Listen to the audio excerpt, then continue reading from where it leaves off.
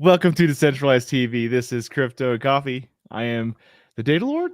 This is Jaime. Good morning, everyone. And I got something to tell you guys. Good morning. That's what I got Good to tell you. morning. I know I sounded like it was going to be news. It wasn't. So. It's just plain old coffee. Yeah. Let's do Here it, on dude. Crypto and Coffee, we talk about crypto. We drink about coffee. And we wanted to get into some of the charts because Jaime has been fighting off ninjas, pirates, and unfortunately the SEC. So, which they're ninja pirates. So, what are you gonna do? Don't let them abuse you. Ever stand up for yourselves. And this is what we are at that moment in the industry where it is a clear frontal attack towards the industry itself. And everyone outside of the industry are like, okay, what the hell's going on? I knew it was a scam. What's going on? So it is the moment of truth for Bitcoin and the industry. So we're good. Bro, put the gun down, Bobby. We can talk about this. It's not worth it, bro. Yeah. So I figure we'll take a quick look at the general charts because I know a lot has happened. And I want to give people some clarity as to what they should expect. And then Jaime is going to deep dive Bitcoin because it's been a little bit all the pirate ninja fighting. We finally busy, have a break in the fighting. Good. So, oh man! And then 1 second, here we go. So, we have a tasty little pullback on Bitcoin. Like I'm not gonna steal from Jaime, but we had a real deep dip, and that was a good scoop up if you were paying attention. Even still, I'd say sub 26 is still pretty tasty. We see on Ethereum, it's kind of doing the same thing. Look at that pattern. It's almost exactly the same on Ethereum and Bitcoin. And then over here on Ripple, it was trying to kind of do the same thing. It's trying to kind of copy its neighbors. I wouldn't consider it to be a brother or a sister. It's more of a neighbor. It's like, hey, we live in generally the same neighborhood, but we do different things. Like, that's true. Cardano taking a big old downward dog. Dogecoin copying Bitcoin, no surprise there. Polygon Matic, real big downward dog, right? Yes. And so people might be wondering, why is Polygon doing 13.6% negative, over the last week? Good question. Cardano did too. And so I think when we have FUD around like securities, I think that's really what's causing it. Yes, and the fact that it's a frontal attack, guys. So any crypto that's making a change or it's being developed in the stateside, outside of the states, it's fine. But stateside, they're being declared as security. Of course, there's still an open case. That's why you see XRP holding off better, because there is a movement. There's already a case. They've the government side has lost 6 of the 7 so far, where they're like, guys, you didn't do your own due diligence. The own judges are like, you're rushing through this. There's no regulatory clarity. What's going on? Yet the SEC is still leaning forward, going full tilt on the industry itself. So Matic is one of them, Polygon, all the builders. You'll notice even the ones you're looking at, like, man, why are they suffering? Well, it's the fact of this unanswered question and the way that the SEC is fining the industry with no regulatory clarity. So it's beating the industry itself.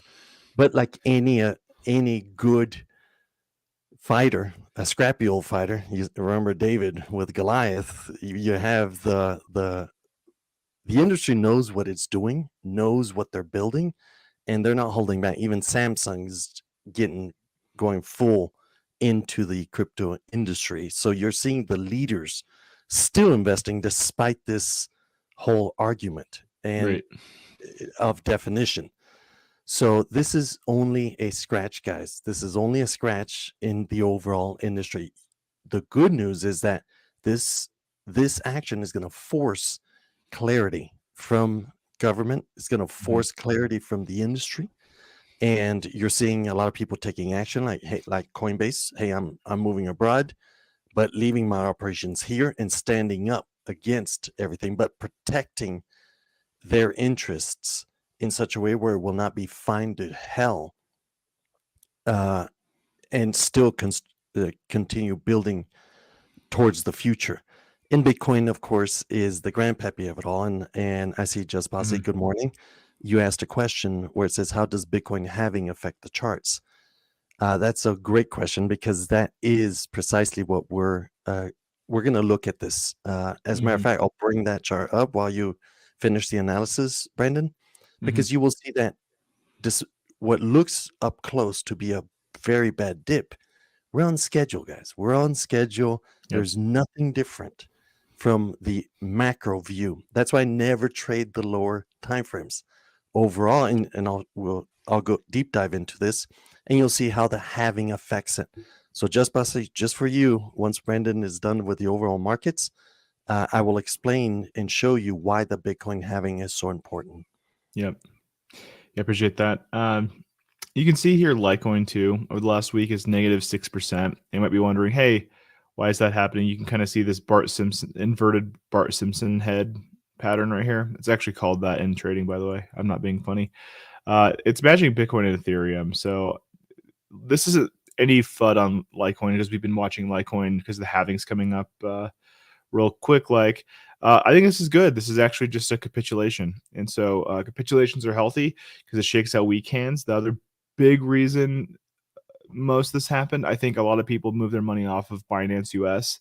And when they did that, I think they converted to stablecoins.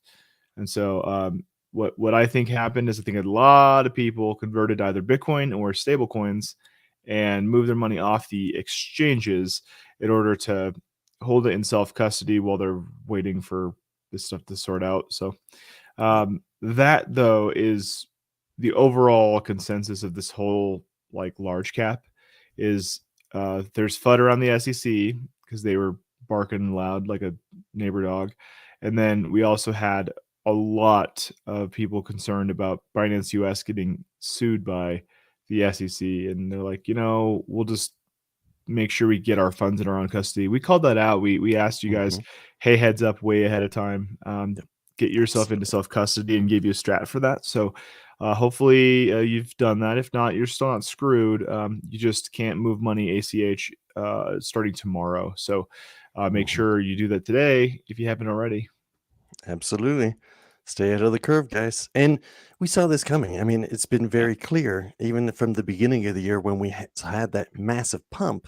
The SEC is clearly saying, guys, do self-custody, get it out of the exchanges themselves, and going after the big ones like Coinbase, like Binance, as we've seen here. But Binance is an international organization, so they are in jurisdictions that have clarity, regulatory clarity, and support the industry itself. So the challenge is actually lying on the state side towards the future. So you will see. It's great. It's actually exciting because this is where now everyone's disarming. Everyone's seeing the whites of their eyes and starting their shots across towards each other. So we will see definition. We saw how they executed all the banks like Signature, Silicon Valley that were the on ramps and off ramps for crypto into fiat and fiat into crypto. And this is the next stage. Now the exchanges themselves would be after this. Now, if you've been watching and listening, self-custody is the way to go nonetheless. Exchanges should be used for exchanging, and that's it. But you bring it back to your wallet where no one else but yourself can have access to it. So these are the lessons. We see this coming. But when you watch the macro picture, and let me know when you're ready, Brandon, I can dive into it and show you that we're fine. We are on path. I can give you an estimate on where the bottom can be on this dip that's coming. Remember those levels that I had spoken of on the weekly, on the monthly? Well, we're tapping some of those. And I can show you how far we can go based on the macro, like multiple year level, and we'll look at that. Yeah, yeah, you're ready to show Let's off. do it. I'd say just close the right side pane. Yes, perfect. So let me flip first. Let me flip it to the macro. Whoopah. So you're seeing the Bitcoin halving chart. I can actually drop it for all those of you that have TradingView. I'll drop it into the chat itself. Here we go. For you guys to use as a reference. And now let me flip back to it. Here we go. So, Just Bossy, fantastic question. How does this affect? So, let me zoom out. The Bitcoin halving is an event where the production of Bitcoin drops into halves. So, if it was 12 Bitcoins being produced, it is dropped to 6 Bitcoins. And this occurs almost every 4 years. Mhm. So, take a look at the macro where we're at. This is the beginning of Bitcoin. And we're looking at it from a time frame, but also from a bull bear market. So there's a lot to unwrap here, but I'll try to keep it as brief as possible. Ever since Bitcoin was born, there's a time period where the green is a bullish time period. The red is usually the bearish, where there's a pullback. And you'll see how Bitcoin has followed this. And then there's a period of undefined. There's no definition. There's uncertainty. Is this the bottom? Is it not? What happens next? And then you have the halving. The halving is usually the transition between the indecision time period. It occurs where the production of Bitcoin drops. And what does that mean? It creates scarcity. Now there's less Bitcoin being produced out in the market. So it's decelerates. So it's the opposite to what we're seeing in the global markets. It is not deflationary. It is the hardest asset because there will be no more than 21 million produced ever. And it's going to take us to 2150 to finally mint the final Bitcoin. So I would argue that Bitcoin is deflationary in practice, though, because people lose their keys. The piece true. you have is more of the volume. That is true. Absolutely. So if you lose it, then they cannot, whoever lost their keys, don't be that guy. You're not that guy, pal. Lose it on a hard drive in a dump. Exactly. So you'll read the news. And when that occurs, that will never leave. Whatever money this individual put into Bitcoin cannot be extracted because it is locked in. So that's where you have that deflationary scenario. It's a terrible thing for the individual that lost the keys. So nacho keys, nacho crypto. absolutely. So it is deflationary. You're right, Brandon. And you do see those effects. But let me give you the time frame now. And what you see here in the chart is what's known as a growth S curve. And usually new technologies follow it to a T. And please look at this. I mean, look at the price action, and there's a median. This gray is just a median indicator of the growth S curve. So you have time frames in colors, you have the halving event, and then you have the top of the S curve and the bottom of the S curve, and a median between the tops and bottom. And each one of these lines that you see here are fibs, but I'm not going to go deep into it, but just so you see, okay, what is this mess I'm looking at? When you zoom in, it's much cleaner. But what I wanted to show you at this event, at this moment, is look at how beautifully Bitcoin has followed. It rallies up almost to the top. It comes down, it scrapes the bottom. Sometimes it even drops below the bottom. Although you can't see it clearly here, it's about 23% below this bottom. So it can wick below, but that's a normal thing. So right at the halving point, when the production of Bitcoin drops, you usually see a rally. You'll see either to the median, comes down, it recovers, and then rallies to the top to what's known as the blow off tops. Those are marked in red. Those are when everyone's FOMO, everyone thinks Bitcoin's going to go forever, and it does not, of course. And that's where you start seeing the recovery, and you enter these bearish periods or periods where the market is downwards. Mhm. So during that, and then at the bottoms where these green zones are, is where everyone's like, okay, Bitcoin's dead. We done. This industry, I knew it was a scam. We ain't going nowhere. And you see that occurring. So watch the news. It's usually the reverse. So today, a lot of people are like, okay, I knew it. Now the SEC is killing it.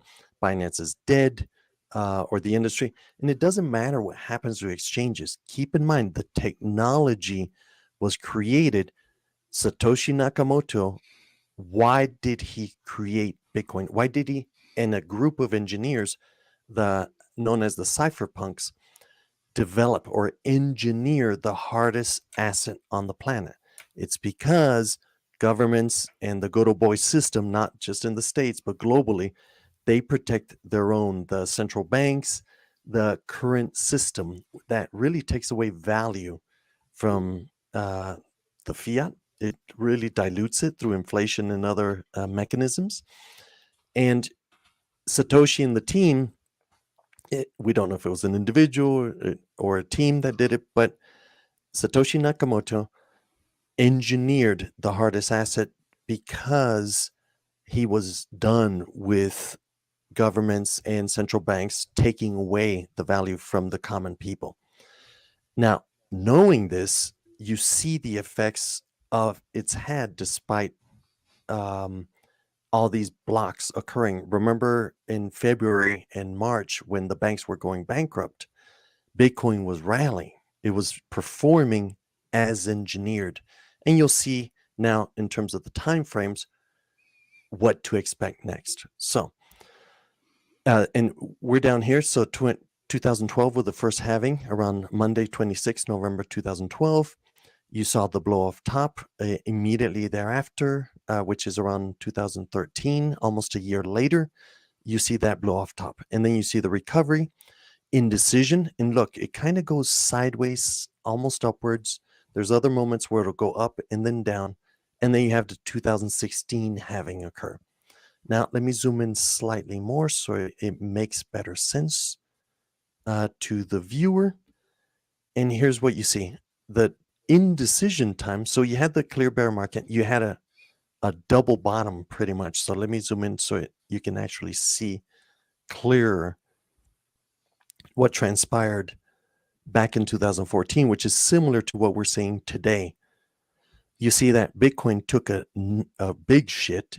It came up. It tried to hold itself, and then it did what's called a double bottom. And you see that wick down here, and this wick down below, this is a 23% drop below the base growth base of the S-curve growth base.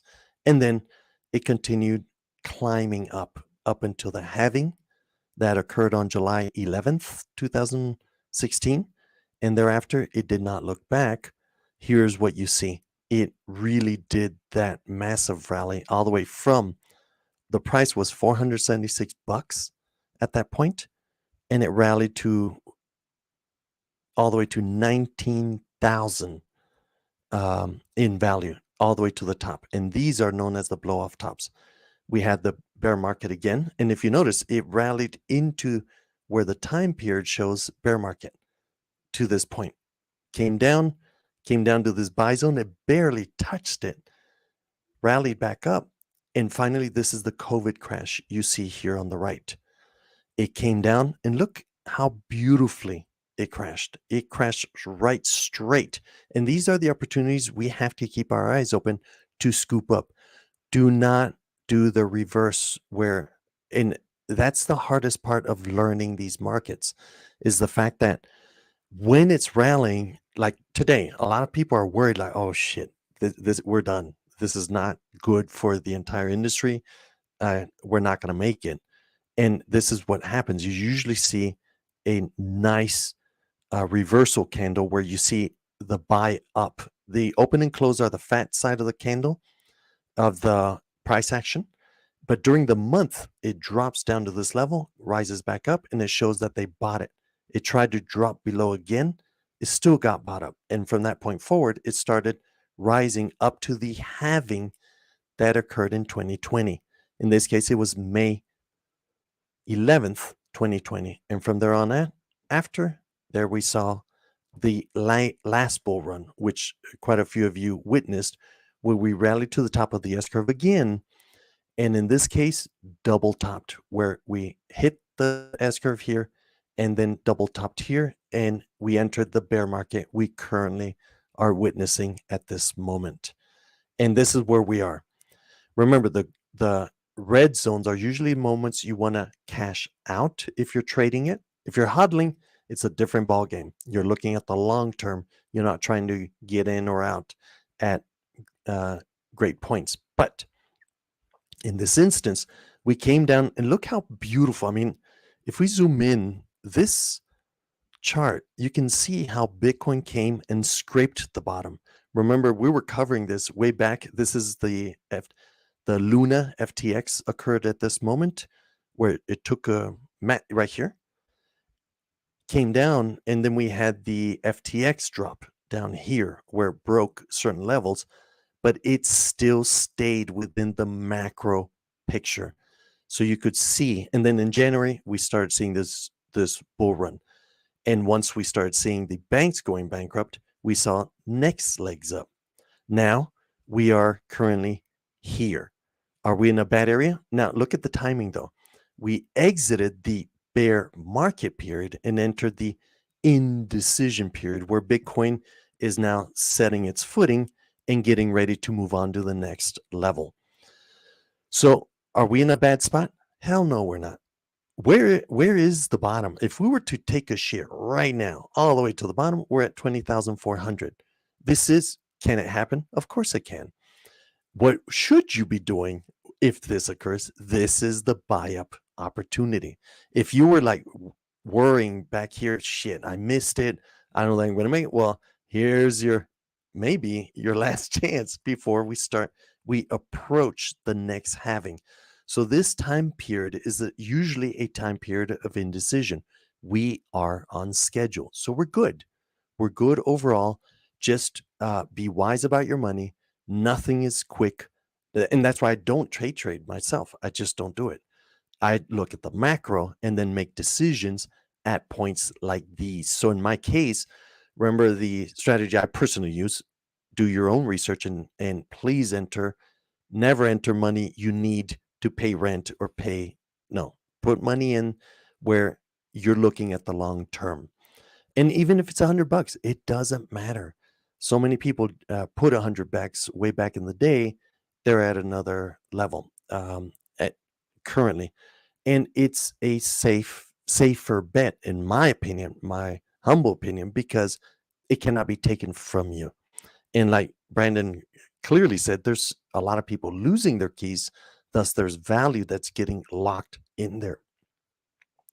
What we're also seeing with Brandon and the team, Data Lord and the team, is there's a lot of heavy investments coming into the industry because they also see the light in terms of your asset being mobile, and it cannot be confiscated. No matter what the industry does to the exchanges and everything else, your value, as long as it's in your wallet and only you know this, it cannot be taken from you. They can send you to prison. They can do whatever.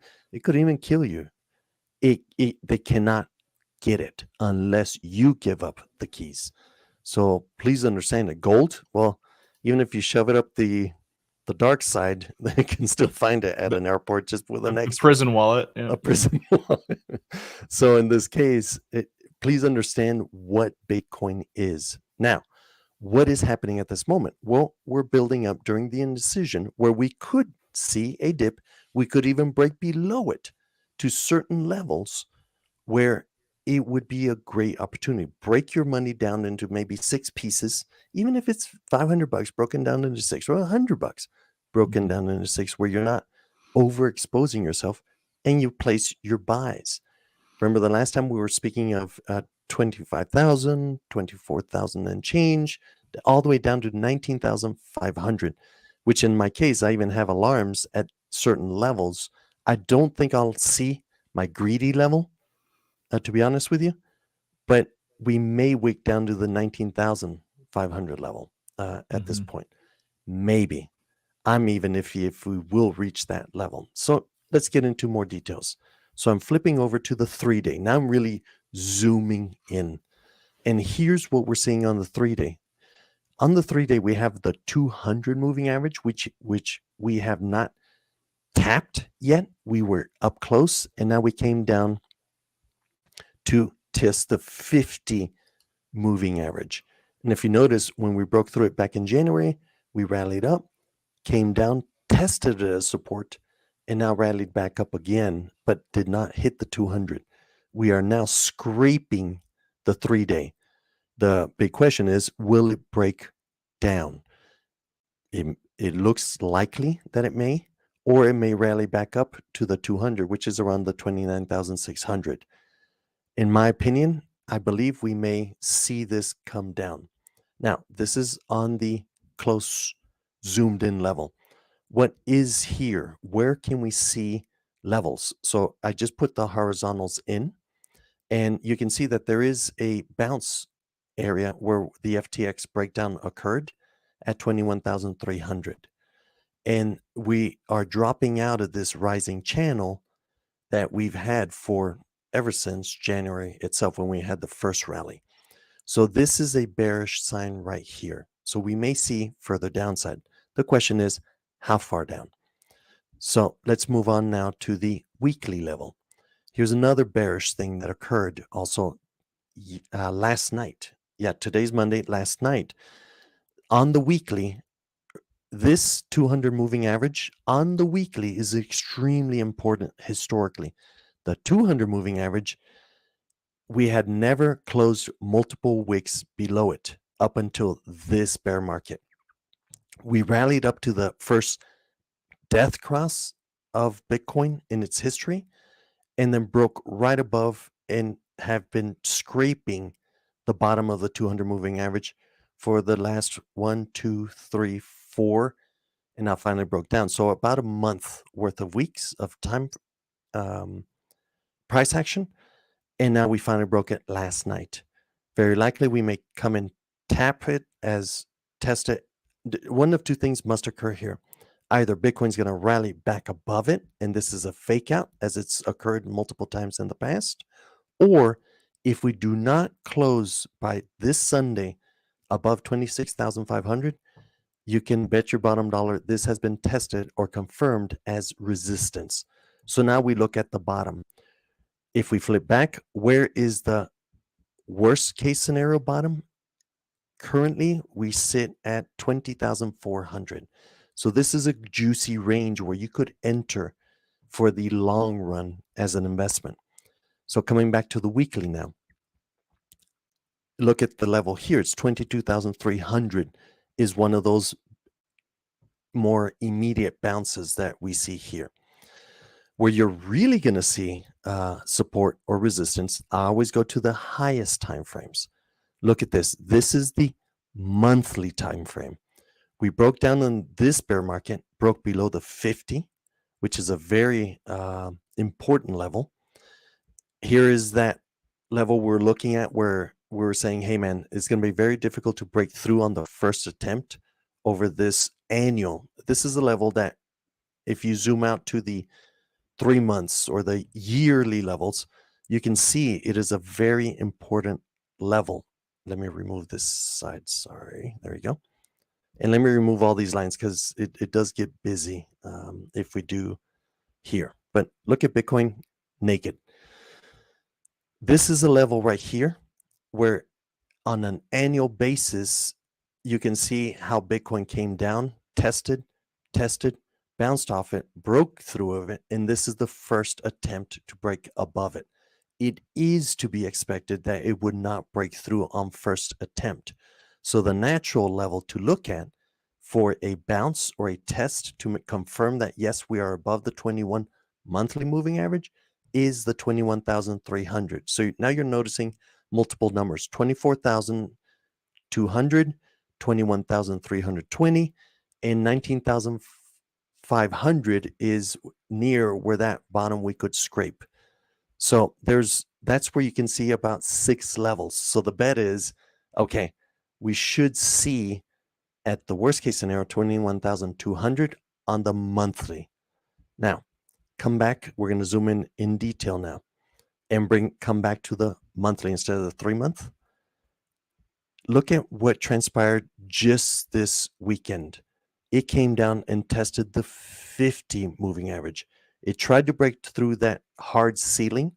Now it's testing it. And as long as by the end of this month, we do not close below, and by close, I mean this fat part of the candle, close below the 50, this should be a confirmation of support for reattempt to break above 31,200 for a nice juicy rally. If it closes below, though, and this would be at the end of June, then now we look down and see where are the more likely scenarios to buy. So this is a zone I've been watching for a while. Way back here, you can see where Bitcoin fell when it first broke the 50 moving average, scraped it as support, did a final FTX breakdown, and then rallied very strong back up to the 50 monthly moving average. So you can see this is a very good area to look at for buys. It tested the 50 moving average, it showed indecision, and then and you can see in that indecision period, Bitcoin came down and tested that same level it had been testing before and really pumped up and closed above back in March. Now, of course, as we've been covering over the weeks, this is a very hard ceiling at the moment. We're back down to that 50 moving average. So either we confirm this as support at 25,497, or we come down at least to the top of this candle, which is around 21,500.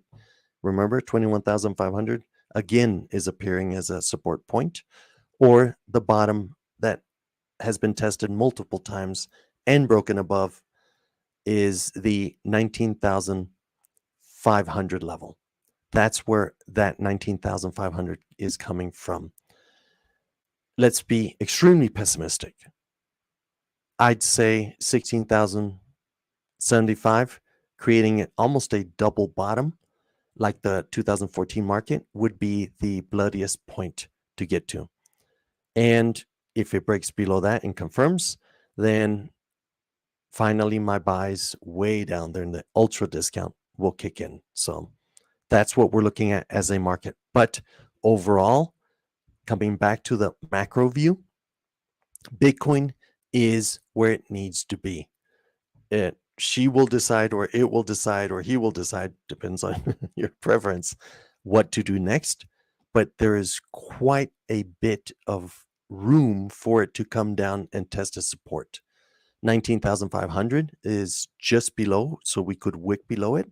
But this has served historically, this bottom here, as the support. So we shouldn't see anything below. So how should we be looking at this? This is the chance to get in at levels where later you won't be wondering, why did I not pay attention like it occurred down here. Remember this dip right here? I missed it by 69 freaking dollars, and I could have got this rise, and then if I were fully trading. But this was the opportunity where I saw a rise.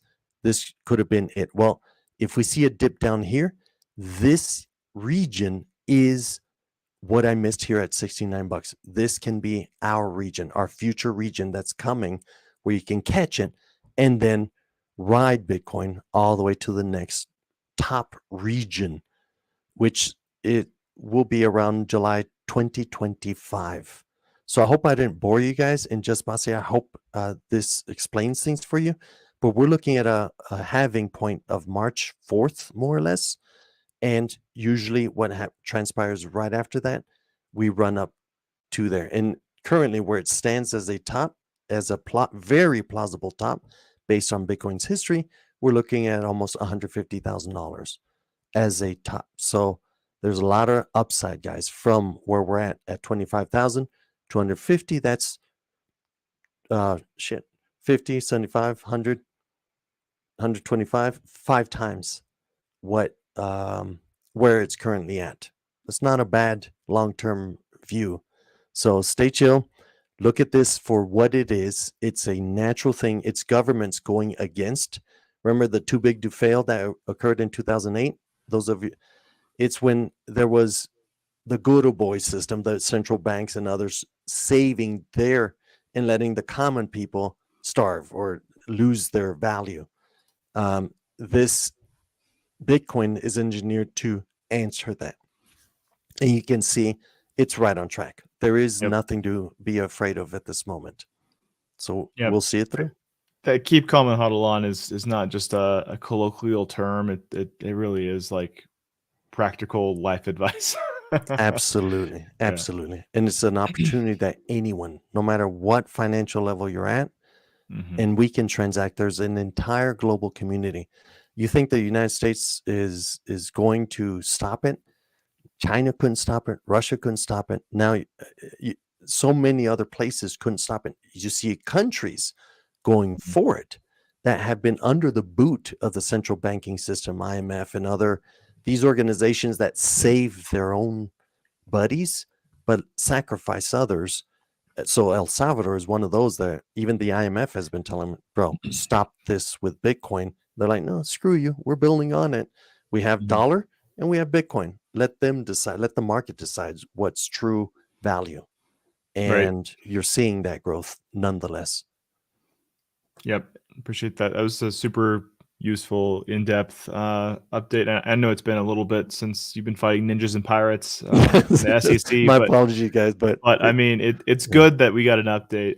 And I'm this is real brief. I just wanted to let people see with Litecoin. We were looking at this support line here, and all that happened is we punched through that and found our second support line across here, and we literally licked it and came back up. So I wouldn't spaz on Litecoin. If anything, it's just a really good entry point if you want to add to your bag here. Not financial advice, but it does seem like we're in a pretty ideal position long term here. And if it double bottoms, that's an even better opportunity, guys. It seems that way. And Litecoin's halving is before Bitcoin's. So whatever Litecoin does right now is a foreshadowing of what's going to happen for Bitcoin. So watch it closely. And I was just showing you the weekly here. Like you look at these are day candles. We're looking right here at this bottom part. So, yikes, that sentence. So look around August though. August 2nd is when the halving is going to happen. So sometime in this time frame, I really do expect it to rip. And historically speaking, this yellow line is where we saw rallies, but we have enough FUD in the space right now that it's causing probably a delay of that price action we're expecting. So that's good. It's kind of like more time for Noah and the animals to get on the ark is the idea here. So that's my update on crypto trading though for the moment, and I figure we'll get into some articles here, but Litecoin and Bitcoin are buddies, and you got to pay attention to both as kind of a collective. So absolutely.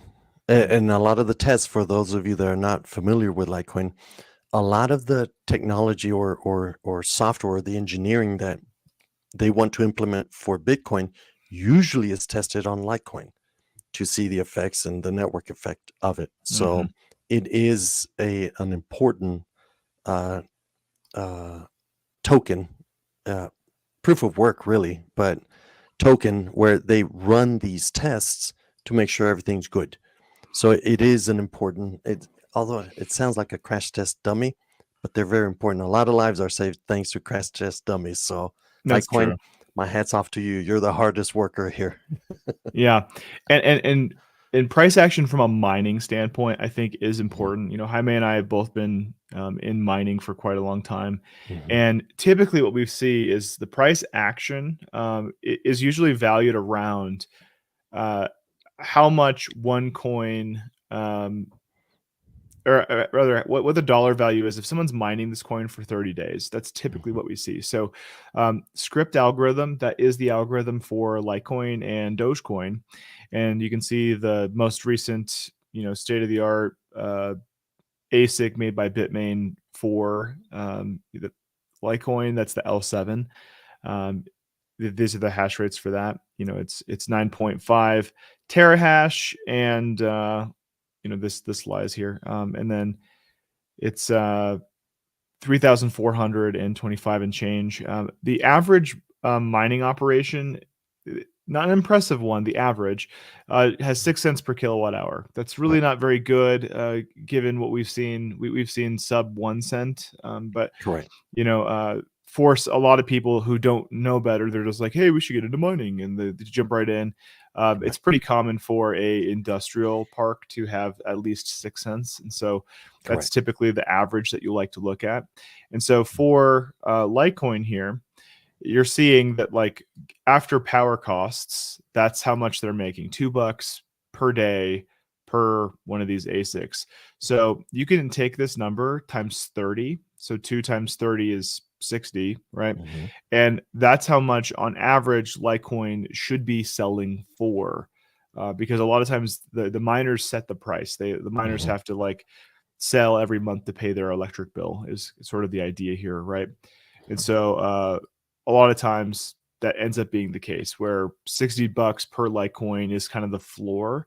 The price can go higher than that for sure, but at some point miners typically have a big bag of dollars and a big bag of crypto, and if the price of the crypto goes too low, they'll just buy the crypto with their dollars in order to fix the price at that level. So the little inside baseball here, but that's what we're all about, making sure people know real information here. Look at Doge too, $5.93. If you're Doge to the moon, of course. Never forget. Never forget. So this is our headline article for the day. Before we get into this, I do want to say what's up to everybody, because we had a nice long price update. So Salty Prepper, what's up, yo? Salty Prepper, good morning. Just Bossy, good morning. It's always great seeing you. Indo, what up? What up? What up, Indo? You, brother. Indo missed you, bro. Same here, Indo. Just Bossy, we answered your question there. Shooter McGrab on the cryptos. It's true. If it doesn't rhyme with Gensler, it's a security. Yes. Yeah. And that's the frontal attack, guys. So this Binance US thing is the frontal attack. They cannot attack Bitcoin. They can do it indirectly by affecting the on-ramps and off-ramps.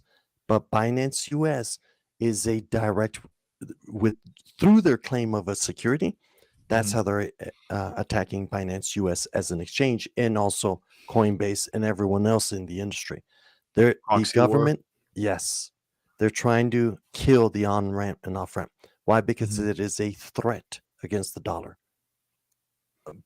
I mean, if you look at it, it is a threat. Giving the people options is not what the government wants. Any government. I'm not saying just the states, any government or central banks.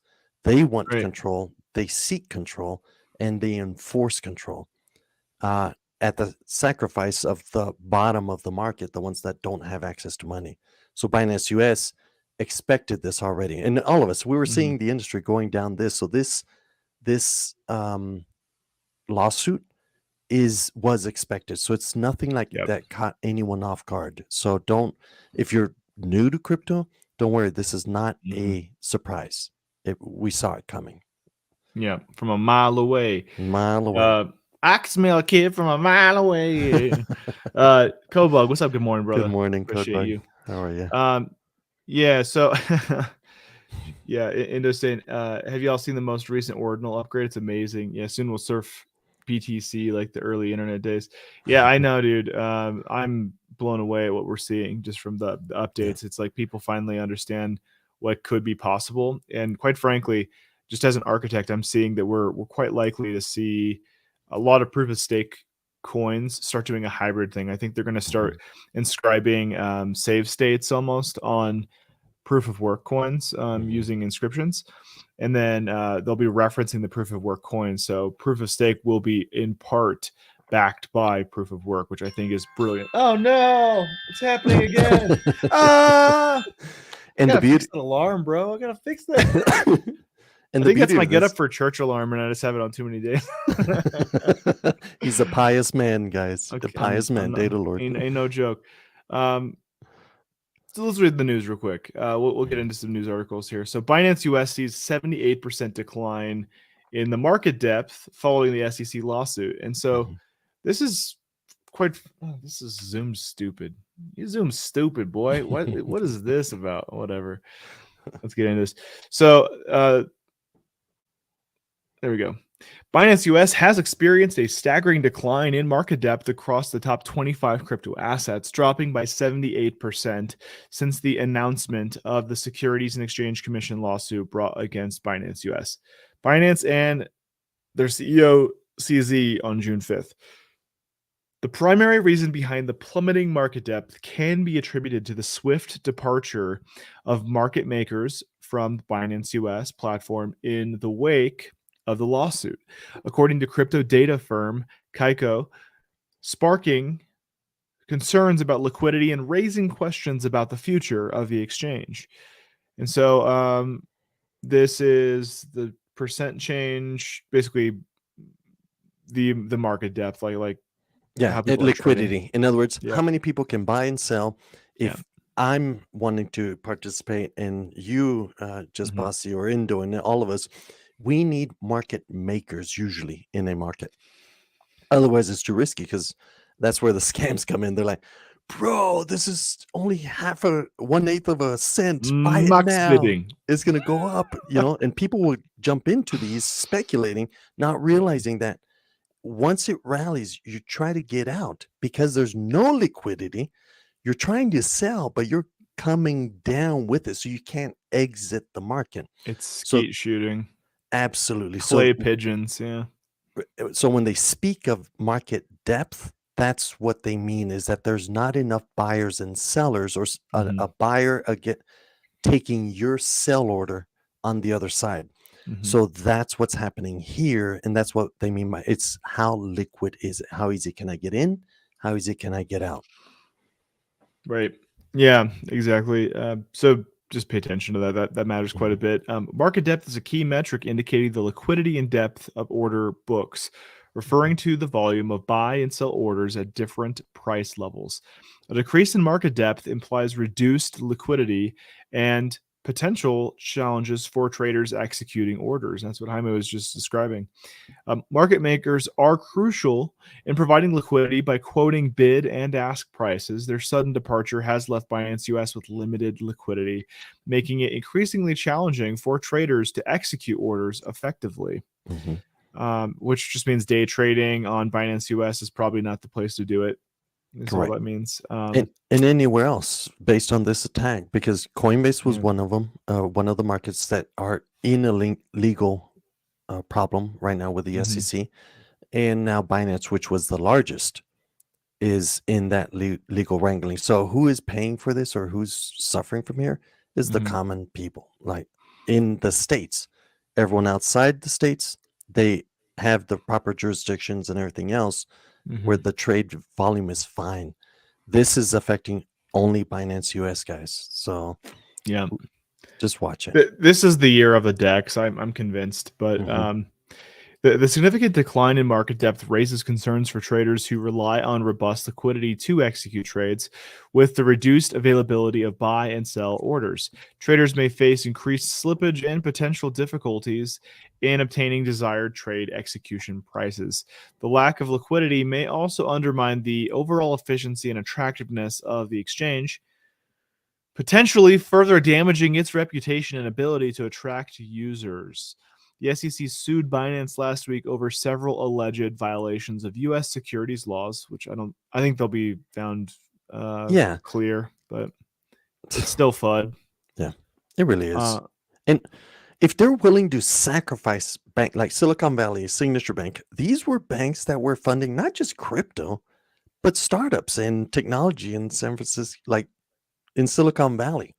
If they're willing to sacrifice a traditional bank, to stop crypto, this is nothing to them. This is the objective why they attacked, shut down those banks, is because this is the next stage, is to fully shut down.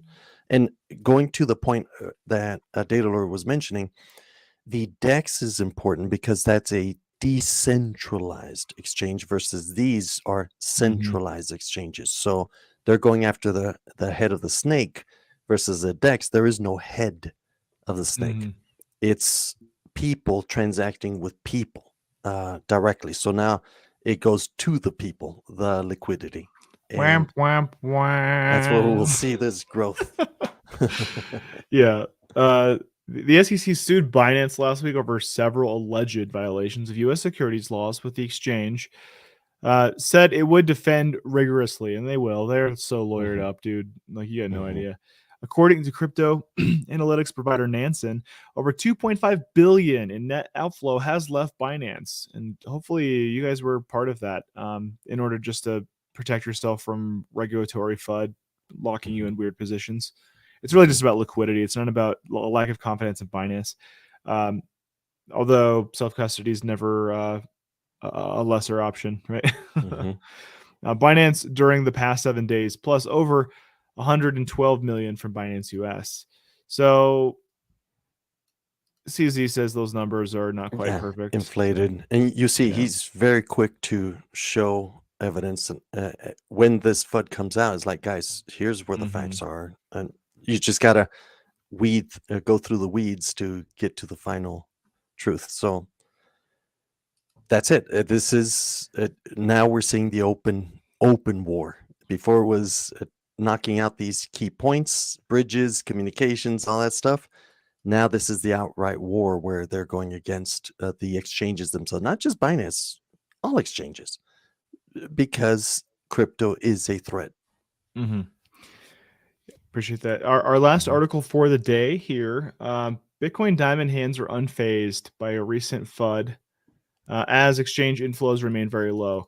So what I want you to see here is, yes, we're in a bear market. Yes, we're at the bottom. Yes, we got some mhm, enemies coming out of the woodwork trying to put this entire industry in a hole. And despite all of that, people have genuine high degrees of confidence in Bitcoin and just don't care. They're mhm, like, dude, I'll hold this through the bear market. I'm not going to sell. Like, kick mhm. rocks. I'm going to buy more. You know. Right, right. And we're seeing it also in the Yeah. oil and gas industry, like that Hmm. are jumping into this in so many Yep. industries. Samsung doubling down. So Yep.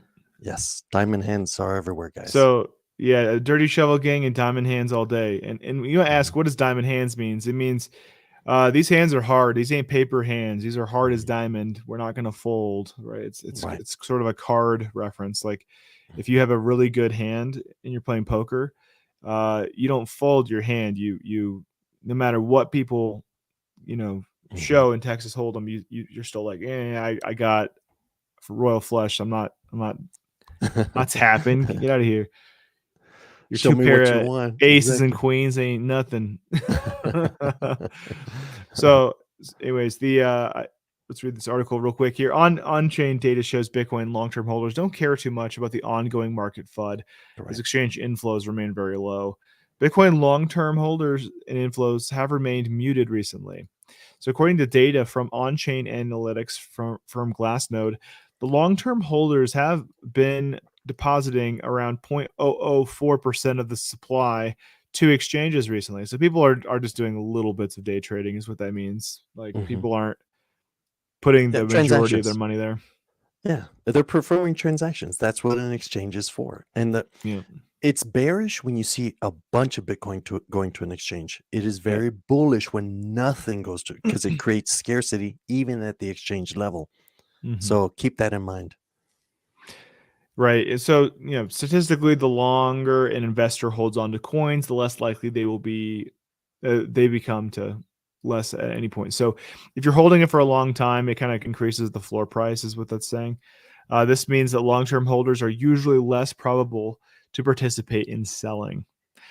Mhm. Diamond hands, baby, just keep stacking. Yep. DCA all day.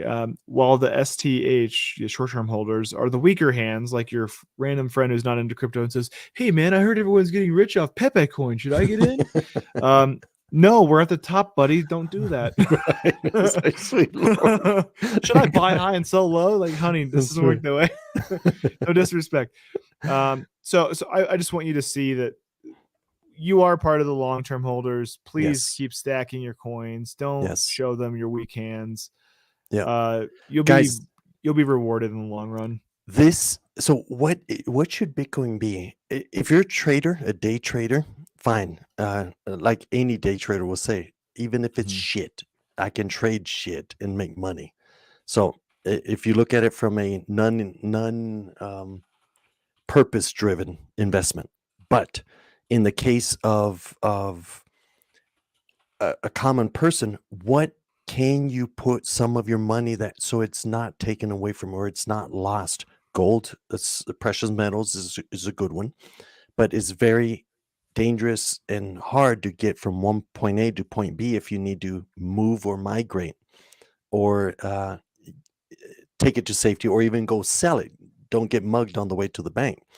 Versus Bitcoin is an asset that it can be in your head or on a certain piece of paper that true trusted souls have, so they can reconstitute the wallet and then transact. So it's to me, it's a great hedge against what we're seeing in the global macroeconomy, where Mhm. you can leave. And we've Ukraine, Latin America, Africa. You've seen so many places where there's been conflict, or even where their own fiat has gone to shit, and yet Bitcoin, this huge descent, which is common in Bitcoin, still retained better value than the fiat in those areas, and they were able to go to safety with nothing. Like literally, could cross the border naked as long as they knew what the phrase was, your keys, you could reconstitute whatever money you were able to save at the time. So Mhm. there is a purpose and reason for Bitcoin, and it's fulfilling its engineered purpose, which is the hardest asset on the planet. I can't stop emphasizing. So when you see FUD, and that's what Indo was speaking about, where you always see CZ doing this, is because point number 4 is FUD of a long list that he had come out, and 4 usually means death also in Chinese script. So that's the Yep. meaning of this. A lot of people are trying to do it like, no, it's a gang or what? No, it's just a sign to remind everyone, Mhm. or don't believe the FUD, keep building. And that's what we do at Decentralized TV with Taylor Lord and the team. And we're in the industry heavily. So we know what the big boys are doing. Hong Kong's opening it up. The big oil and gas, the big black rocks, everyone's getting into the game. This is their way of taking it from you by scaring you. You're done. You know, this is bullshit. And the ones that don't understand the reason why this technology exists are the ones that let go and Right. later are remorseful because they let go of it. Only put what you can afford to lose is Yeah. not financial advice, guys. Keep calm, hodl on. Absolutely. So thank you so much for joining us on Decentralized TV, Crypto and Coffee. We talked about crypto, we drank about coffee, and hope the rest of your week is lovely. Until next time, keep calm and hodl on. Keep it going, guys. We'll see you on the other side.